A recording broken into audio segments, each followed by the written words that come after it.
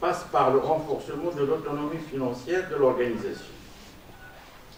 Donc la question, pour résumer, en rapport avec ce qui précède, quelles sont les conditions qui devraient être remplies pour atteindre les objectifs escomptés par le processus de réforme, surtout en matière de bonne gouvernance institutionnelle et en matière d'autonomie financière.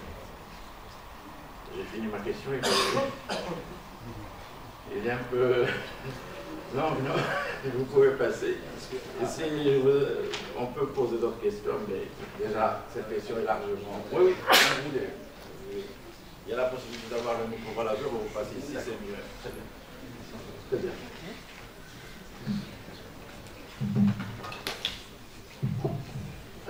Merci beaucoup, bonjour à tous. C'est vraiment un honneur pour moi d'être parmi vous aujourd'hui. Merci pour cette invitation. J'ai un double honneur aujourd'hui, de représenter le directeur en charge des relations avec l'Union africaine, mais aussi de venir devant vous en tant qu'ancien lauréat de l'université médecin, qui suit ici la faculté des sciences juridiques, et d'avoir à mes côtés ceux qui m'ont enseigné à plusieurs moments de mon parcours académique.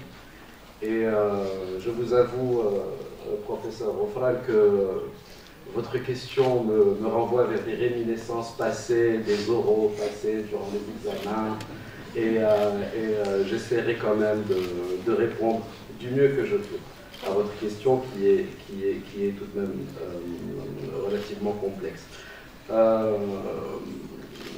Pour ceux qui ne me connaissent pas, et je pense que c'est le cas de la majorité d'entre vous, je m'appelle Yacine Galen, donc lauréat de cette université, diplomate de carrière depuis un moment déjà, et je travaille sur les questions de l'Union africaine depuis le retour du Maroc en fait en 2017, lorsque j'ai été d'abord déployé à la mission permanente du Royaume du Maroc à l'Union africaine. J'ai ensuite travaillé dans l'enceinte de l'Union africaine durant quelques années, et me voilà aujourd'hui au ministère des Affaires étrangères travaillant sur les questions de l'Union africaine. Avant de répondre à la question, un petit mot. Bon, mes équipes ont préparé un mot à dire, mais je ne lirai pas, parce que je trouve la question fort intéressante. Mais juste pour dire que le Royaume du Maroc est retourné à l'Union africaine en janvier 2017, durant la 28e session de la conférence des chefs d'État et de gouvernement de l'Union africaine. Et ce retour, c'était une consécration d'un rôle que joue le Royaume du Maroc à l'échelle africaine, au niveau bilatéral avec ses pays frères africains, mais également une consécration de l'engagement du Maroc sur les forums multilatéraux, que ce soit à l'échelle régionale ou internationale. Et donc, vraiment, le retour de l'Union africaine était un retour, je dirais, quasiment naturel. Et Sa Majesté le Roi Mohamed VI, que Dieu l'assiste, avait souligné lors de son discours au 20e sommet de l'UA que, je cite, « Par ce retour, le Maroc entend poursuivre son engagement au service de l'Afrique et renforcer son implication dans toutes les questions qui lui tiennent à cœur. Il s'engage ainsi à contribuer de manière constructive à l'agenda et aux activités de l'Union africaine. » Voilà, c'est l'esprit et la vision clairvoyante de Sa Majesté qui guide la diplomatie marocaine dans son action à travers, au sein de l'Union africaine. Alors, le retour du Maroc en 2017 a aussi coïncidé avec l'adoption de la réforme la plus ambitieuse peut-être de l'Union africaine.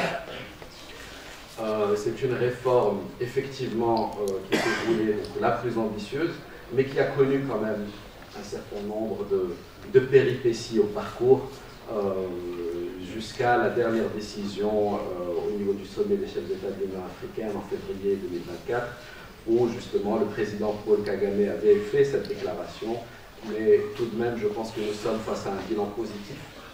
Et il reste quelques aspects techniques liés à la finalisation de la réforme, et un nouveau champion de la réforme de l'Union africaine a été nommé. Il s'agit du président du Kenya, William Ruto. Alors, la réforme de l'UA. La réforme de l'Union africaine concerne deux aspects essentiels. Un, une réforme institutionnelle, où l'idée est de revoir la structure de l'Union africaine pour pouvoir être adaptée justement aux défis et aider le continent à atteindre son plein potentiel à l'échelle internationale. Deux, une réforme financière, où l'Union africaine atteindrait quasiment l'autofinancement et du moins réduirait considérablement sa dépendance financière vis-à-vis de partenaires non africains. Alors, est-ce que cette réforme a réussi? Nous sommes dans un milieu académique, je pense que pour le coup, je pourrais parler à bâton rompu. La réponse est ambivalente. Elle a réussi puisque, effectivement, aujourd'hui, nous avons une structure de l'Union africaine qui est un peu plus réduite, mais qui tend à plus d'efficacité. Elle a un peu moins réussi, et je pense que c'est essentiellement du fait des crises successives que nous avons constatées ces dernières années, notamment la crise du Covid-19, par exemple, qui a lourdement impacté le travail de l'Union africaine, mais aussi la crise qui s'en est suivie, notamment au niveau européen, la guerre entre la Russie et l'Ukraine, qui, elle, a eu un impact sur les chaînes de valeur au niveau de l'Afrique et beaucoup de conséquences qui sont gérées jusqu'à présent. Alors, votre question, professeur, quelles conditions il faudrait remplir par le processus de réforme pour atteindre l'autonomie financière. Moi, je pense que, essentiellement, les pays africains devraient travailler, devraient décortiquer un peu plus le budget de l'Union africaine. Et je m'explique. Nous sommes dans une situation relativement paradoxale. Si nous prenons le budget de l'Union africaine depuis 2017, c'est un budget qui est en constant déclin. Il baisse d'année en année. Et pourtant, les ambitions grandissent, les défis grandissent. Et donc, c'est là le nœud gordien, en quelque sorte, sur la question de la dépendance financière. Effectivement, l'Afrique est heureuse d'avoir des partenaires, mais ça pose quand même le problème de l'appropriation par les Africains de leur propre agenda. Les Africains ont construit un agenda ambitieux, l'agenda 2063, qui se décline en plusieurs aspirations, déclinées elles-mêmes en objectifs, déclinées en projets phares à l'échelle continentale, la SDECAF en est un, et déclinées même en plan de mise en œuvre. L'Union africaine vient de terminer l'évaluation de son premier plan décennal en 2023 et a lancé en février dernier son deuxième plan décennal. Alors, évaluation du premier plan décennal. Nous sommes en deçà des objectifs que nous nous étions fixés. Mais il y a eu, comme je l'ai rappelé un peu plus tôt, des crises majeures, de Covid, etc. Et donc, l'Union africaine réalise que pour atteindre le plein potentiel, le deuxième plan décennal doit être plus souple, doit être ambitieux et réellement capitalisé sur toutes les potentialités africaines et les mettre en commun. Il y a quand même une nuance que j'aimerais faire. La dépendance de l'Union africaine vis-à-vis des partenaires non africains ou internationaux. Mais lorsque les institutions financières africaines aident l'Union africaine, est-ce que c'est réellement une dépendance vis-à-vis de partenaires externes? Je pense par exemple à la Banque africaine de développement. Et c'est pour ça que je disais que les pays africains doivent réellement décortiquer le budget, essayer de voir comment est-ce qu'on peut déjà mieux l'organiser. Et c'est d'ailleurs un travail qui est fait. Aujourd'hui, nous assistons à une rationalisation à la fois du deuxième plan décennal, qui est lui subdivisé en plusieurs tranches, et qui normalement, la planification budgétaire devrait suivre. Donc nous devrions passer d'une planification budgétaire annuelle à une planification budgétaire triennale. Je pense que cela pourrait aider l'Union africaine à aller de l'avant. Pour conclure sur la question, parce que je peux parler des heures, professeur, sur ce sujet, Mais je pense qu'en résumé, le continent africain, certes, connaît des défis majeurs, mais l'expérience a montré que ces défis, bizarrement et heureusement, le continent africain arrive à les tourner en opportunité. Et je reprends encore une fois l'exemple du Covid-19.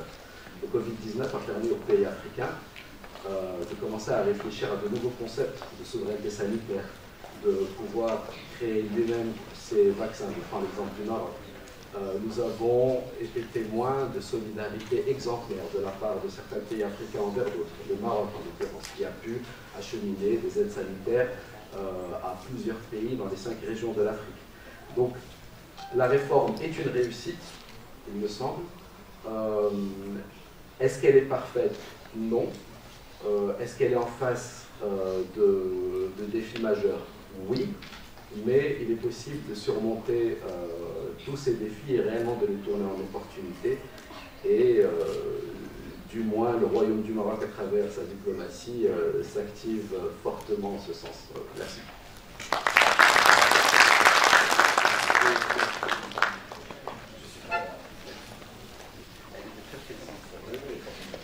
J'ai une autre question, elle est moins longue, je crois, par rapport à vos centres d'intérêt.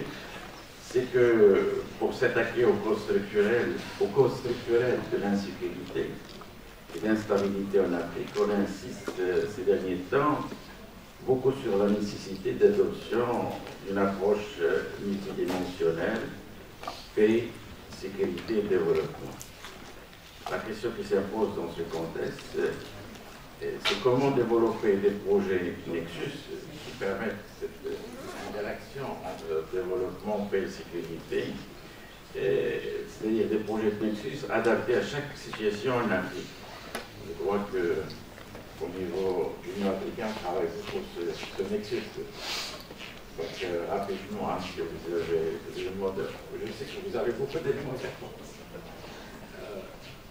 Merci encore, professeur, et ça confirme que je suis presque devant un grand oral. C'est pour rire. Alors oui, effectivement, l'approche Nexus, et avec beaucoup d'humilité, c'est le Royaume du Maroc qui a introduit ce concept déjà en septembre 2019 lorsque nous présidions le Conseil de paix et de sécurité, et nous avions fait une réunion ministérielle à New York dans ce sens, où l'idée est qu'il n'y a pas de sécurité sans développement, il ne peut y avoir de développement sans sécurité. Et à partir de là, comment est-ce qu'on peut développer dans toute la chaîne d'intervention de l'Union africaine cette approche dite de Nexus entre la paix, la sécurité et le développement.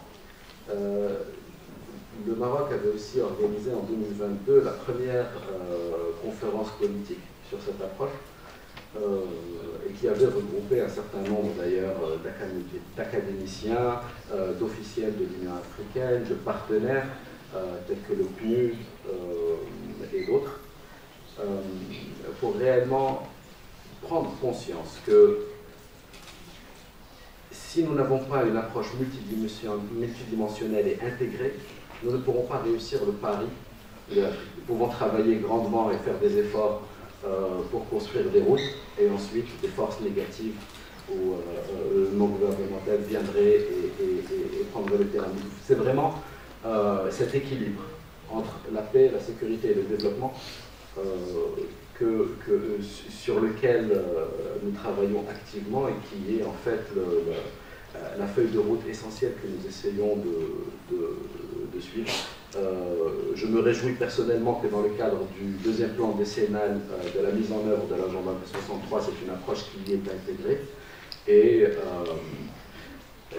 il y a un schéma en Afrique, il n'est pas absolu, mais nous voyons par exemple, si nous prenons un point de départ de changement climatique, le changement climatique peut causer du déplacement de population.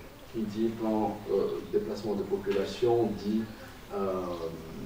camp de déplacés internes de réfugiés, dit qu'il faut qu'il y ait une assistance humanitaire. Et donc on voit comment on bascule rapidement d'une question qui est liée au changement climatique à une question qui pourrait être celle de réfugiés, à une question peut-être qui aurait un impact sécuritaire, voire politique. Et donc, si nous n'avons pas cette approche intégrée, il serait très difficile, du moins beaucoup plus lourd, de pouvoir appréhender les choses secteur par secteur. Je vais m'arrêter ici, professeur, mais je suis vraiment prêt à prendre toutes les questions que vous aurez. Merci beaucoup pour votre attention.